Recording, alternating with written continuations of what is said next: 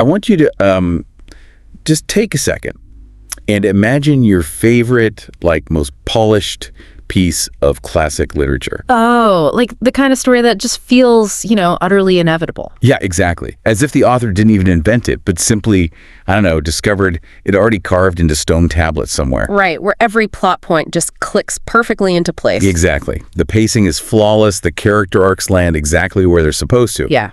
But now I want you to take that mental image of the genius author behind that masterpiece and picture them completely hopelessly stuck. Like staring at a blank page, kind of stuck. Yes. Missing publisher deadlines by not just a few months, but like several years. Oh, wow. Imagine them wildly changing the plot, literally forgetting the names of their own main characters and writing draft scenes so spectacularly out of character that they would essentially, ruin the entire emotional payoff of the book. It completely shatters the illusion of the divine spark, doesn't it? It really does. I mean, we tend to hold on to this romanticized vision of the creative process as this straight illuminated line from inspiration directly to a finished masterpiece. Right, they just sit down and write it. Exactly. But the reality, even for the most revered minds in history, is usually this chaotic, winding road filled with, dead ends, frustration, and honestly, a lot of bad ideas. Which is incredibly comforting to hear. Yeah. And today, we're going to look at the ultimate proof of that messy reality. Yeah, we have a really amazing stack of sources for this deep dive today. We do. We're pulling specifically from excerpts of J R R Tolkien's original draft and notes. These were compiled by his son, Christopher Tolkien, in this fascinating book, The End of the Third Age. And what we are looking at here are the actual, raw, unvarnished manuscripts of the final chapters of The Lord of the Rings. The actual working papers. Right. We are getting a real-time look into the author's brain as he tries to, stick the landing on an epic he had been writing for over a decade. So our mission today is to explore that incredibly messy, trial and error creative process behind the climax of one of the most famous stories ever told. It's quite a journey. It really is. We are going to dig into some wild, alternate versions of the showdown at Mount Doom, the shifting architectural blueprints of the Tower of Cirith Ungol, and the highly relatable reality of a genius struggling to manage his own project timelines. I love that part. Okay, let's unpack this, starting with the destination itself.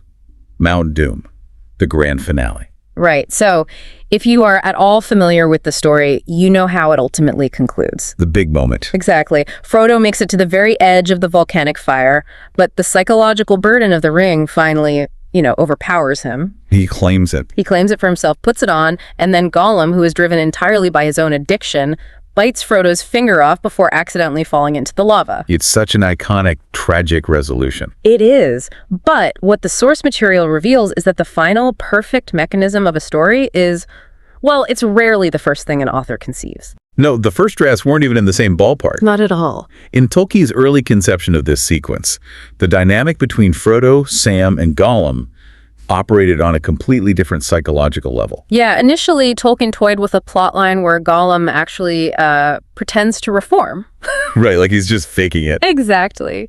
He guides Frodo and Sam through the secret, dangerous ways of Mordor, acting as a seemingly rehabilitated ally, only to pull this treacherous double cross and attack them at the very last second at the crack of doom. Which is, it's a much more standard, almost pedestrian betrayal. It is. If Gollum is just faking his recovery the whole time, he is just a conventional villain waiting for his moment to strike. Right, just a bad guy doing bad guy things. Yeah, that draft completely lacks the agonizing psychological complexity of the final version, where Gollum is genuinely torn. Yeah, in the polished text, his lingering affection for Frodo is constantly at war with his all-consuming chemical-like addiction to the ring. Exactly. By making it a simple trick in the early draft, Tolkien was bypassing the tragedy of addiction entirely. And the drafts get even wilder when we look at how Frodo is being written. Oh, this part is crazy. Right, because we always think of Frodo's temptation as this silent internal struggle. But in one of the early outlines, when Frodo is standing on the mountain, he actually hears Sauron's voice out loud. Out loud? Yes. The notes describe it as let me quote this, a deep, slow, but urgently persuasive voice. Wow.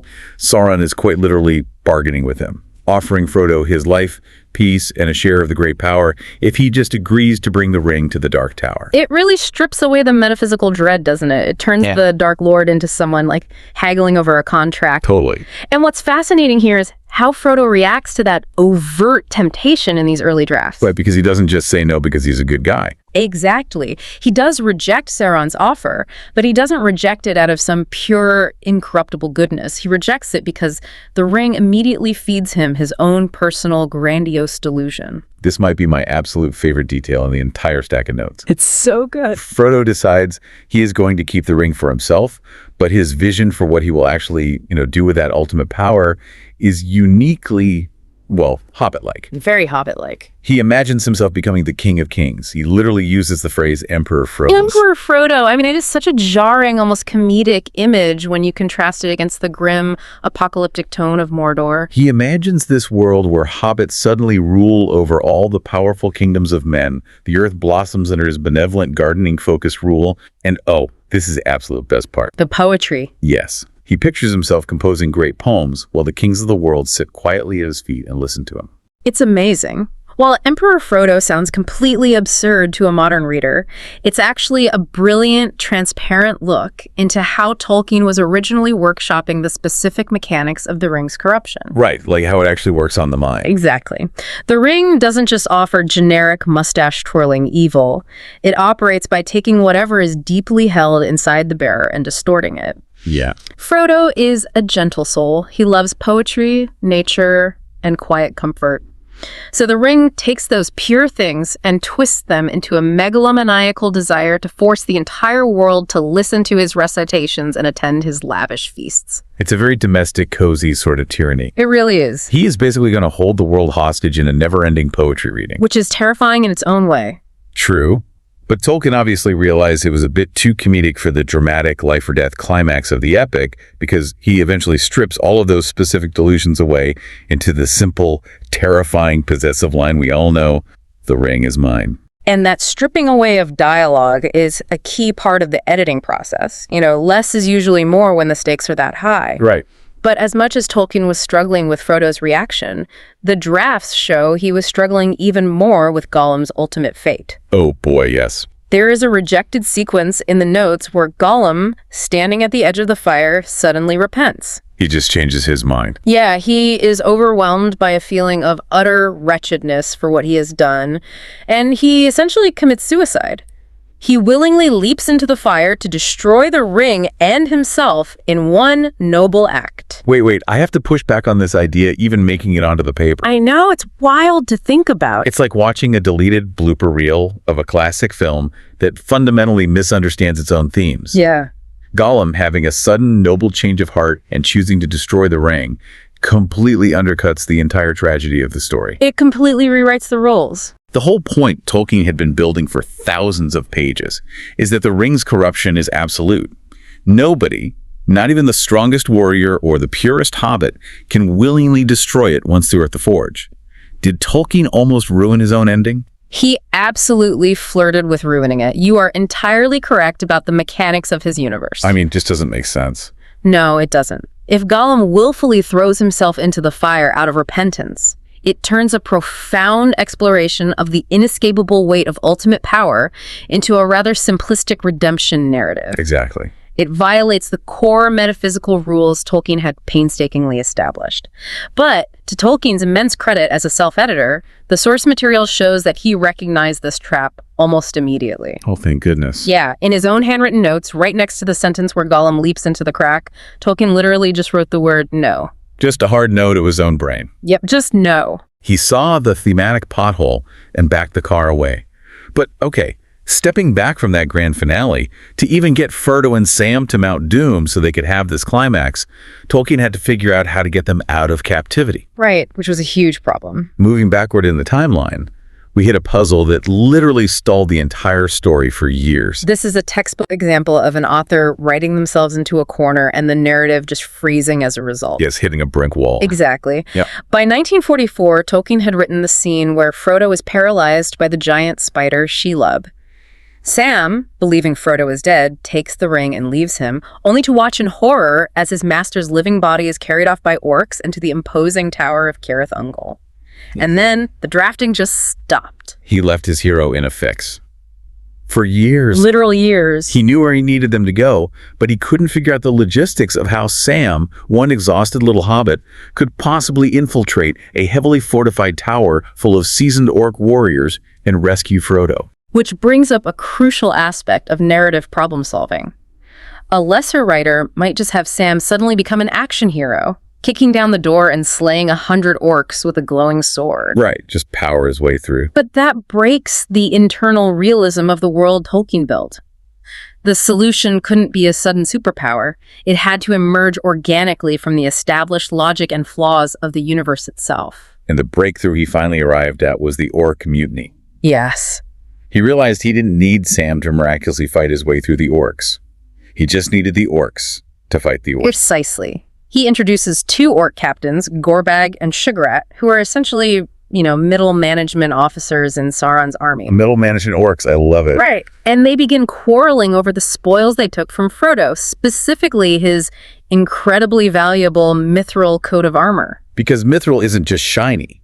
It's established as being worth more than the entire Shire. Yeah, it's priceless. It's an unimaginable treasure to drop into the laps of 2 greedy captains. Exactly. That petty squabble over loot rapidly escalates. Their respective factions take sides, the discipline completely breaks down, and they end up slaughtering each other. So convenient for Sam. Very. By the time Sam actually sneaks inside the tower, the seemingly impossible problem has solved itself. The enemy is destroyed not by the hero's strength, but by their own inherent greed and malice.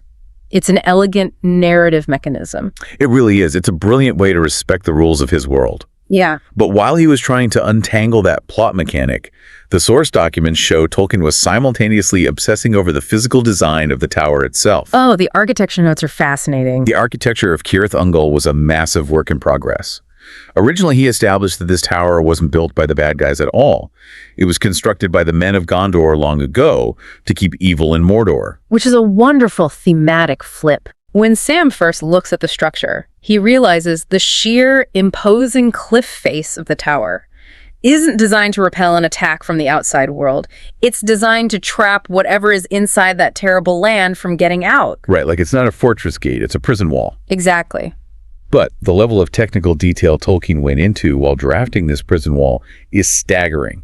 We have his notes where he is literally doing complex math in the margins of the manuscript. Doing the calculation. Yes. He originally designed the tower with 4 distinct tiers, and he wrote out the exact measurements. The bottom tier projecting 50 yards from the cliff, the next projecting 40 yards, the next 30, and the top 20 yards. Very precise. But then he crosses all of those numbers out, draws a detailed little sketch right there on the page, and changes the blueprint to a 3-tier tower projecting 40, 30, and 20 yards. This specific change in the math is incredibly revealing about how he visualized a scene. Well, by eliminating that wide 50-yard base tier, he is effectively making the cliff face much steeper and more sheer. He is building the physical scaffolding of the world before he can paint the action that happens upon it. He couldn't write the agonizing physical toll of Sam trying to scale or navigate this fortress until he had architecturally drafted the exact lines of sight and the steepness of the drop in his own mind. Now, here's where it gets really interesting, though. Okay. Because while he is mapping out the precise, literal yardage of the tower's tiers to perfect that scaffolding, he is simultaneously mixing up his own characters. Oh, right. There's a note in the very same drafts where he puts a big question mark next to the orc captain Shugrat because he literally couldn't remember which orc name he had settled on in the previous chapters. That is so relatable. He was swapping Gorbag and Shugrat back and forth so much, he lost track of his own villains.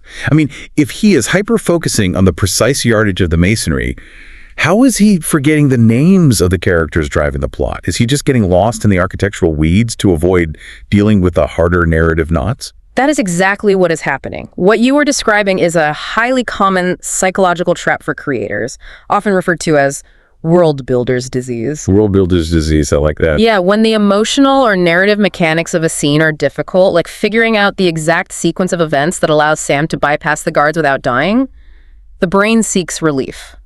It looks for an easy win. Exactly. It retreats to something controllable, objective, and safe. Math is solvable. plot is messy and frustrating. It is the ultimate genius-level version of deciding you need to deep clean your entire apartment before you can sit down to write an essay. Yes. Like, I can't possibly figure out how Sam saves Frodo until I know the exact square footage of this fictional balcony. Exactly. The human brain wants the dopamine hit of solving a problem, even if it's the wrong problem.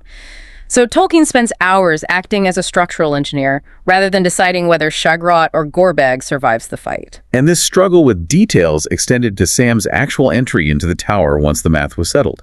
In an early draft, Sam runs up to the main gate and simply hits an invisible web-like barrier. Yeah. Just a generic magic force field keeping him out. Which functions as a literal roadblock, but it doesn't do any heavy lifting for the story or the themes. Right. But we see in the subsequent drafts how that simple force field evolved into something iconic. The two Watchers. Oh, I love the Watchers. Tolkien replaces the invisible web with these terrifying physical statues. They have 3 joined bodies, 3 heads, vulture faces, and claw-like hands resting on their knees. More importantly, they project this palpable spirit of evil vigilance. They are so creepy. They really are. Sam can't just walk past them. He actually has to pull out the Phial of Galadriel, this vial of pure captured starlight, to break their will and force his way through the gate. The evolution from a generic force field to the two Watchers is a masterclass in adding psychological weight to a physical obstacle. Yeah, they aren't just a door. No, the Watchers aren't just a locked door. They represent the psychological warfare of Sauron's domain. Their purpose is to make the intruder feel seen, judged, and paralyzed by an overwhelming sense of fear and inadequacy. That makes total sense. By changing the barrier from a physical web to a mental blockade, it forces Sam to rely not on his physical strength or his sword, but on the light of hope, the Phial of Galadriel, to overcome despair. It transforms a mechanical plot point into a deep thematic resonance. It is a stunning revision. But speaking of mechanical plot points completely breaking down, we have to talk about the maps. Oh, the maps. Because Tolkien wasn't just losing track of orc names while he was drafting. The source material shows he was occasionally losing track of entire mountain ranges and ancient landmarks. The geography of Middle-earth is legendary today for its rigid, almost historical detail. Fans study the maps like real atlases. They really do. But the drafts reveal that the geography was incredibly malleable in his mind while he was actually writing the text. There is a detail in these notes regarding the Stone of Eric that completely threw me. Yeah, that's a big one. For context, this is a massive, black, spherical stone that marks the ancient landing of Isildur. In the final, published books, it is nestled deep in the mountains, tied closely to the terrifying paths of the dead and a terrible curse. Right, very spooky inland setting. Its location is crucial to the dark, claustrophobic atmosphere of Aragorn's journey. But in Tolkien's working outlines for Aragorn's march, he just mysteriously moved it. He placed the Stone of Eric way down on the sunny shores of Cobos Haven, right near the sea. Which completely shatters the internal logic of the world. Completely. The stone is tied to a mountain curse and the haunting of the dead men of Dunharrow. Moving it to a coastal beach unravels the entire atmospheric and historical logic he had built around it. Exactly. It completely contradicts the established geography. It's like moving Mount Rushmore to Miami Beach, just because it's convenient for a road trip. That's a great way to put it. And if we connect this to the bigger picture of his drafting process, it shows that for Tolkien, the narrative momentum sometimes simply outpaced his own cartography. He was just writing too fast to check the map. Basically, yeah. Yeah. He needed Aragorn to have a significant rallying point for his troops near the coast, so he just mentally dragged this massive ancient monument hundreds of miles south because it served the immediate needs of the story he was outlining that specific day. That is so funny. He fixed it later, of course, realizing it broke the lore. But it proves that the world was serving the story during the drafting phase, not the other way around. It really pulls back the curtain on how fluid the world was. Yeah. But the real-world timeline of writing this book is perhaps the most shockingly relatable part of this entire deep dive. At the deadlines. Yes, the deadlines. We look at The Lord of the Rings as this monolithic, untouchable achievement. But behind the scenes, Tolkien was battling epic, crushing delays.